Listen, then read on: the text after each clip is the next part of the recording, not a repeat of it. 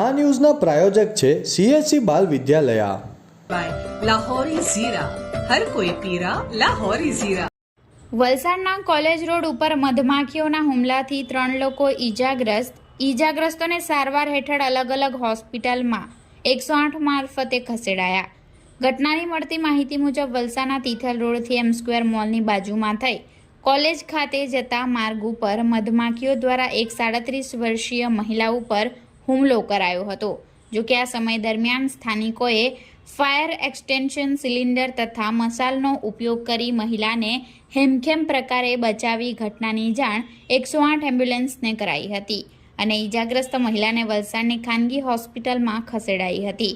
આ ઘટના બાદ ગણતરીના કલાકોમાં જ અન્ય એક મહિલા તથા એક યુવક ઉપર મધમાખી દ્વારા હુમલો કરાયો હતો, જેમને પણ 108 એમ્બ્યુલન્સ મારફતે વલસાડની અલગ અલગ ખાનગી હોસ્પિટલોમાં ખસેડવામાં આવ્યા હતા। જો કે સમગ્ર બનાવની જાણ ગ્રામ પંચાયતના સરપંચ ધર્મેશ પટેલને કરાતા તેમણે એક્સપર્ટ તથા વલસાડ નગરપાલિકા ફાયરની ટીમને ઘટનાની જાણ કરી હતી। વહેલી તકે યોગ્ય નિકાલ લાવવા માટે તજવીજ હાથ ધરી હતી। સમગ્ર બાબતે કોલેજના વિદ્યાર્થીઓ તથા આસપાસના રહીશોમાં ભારે ભયનો માહોલ જોવા મળી રહ્યો છે।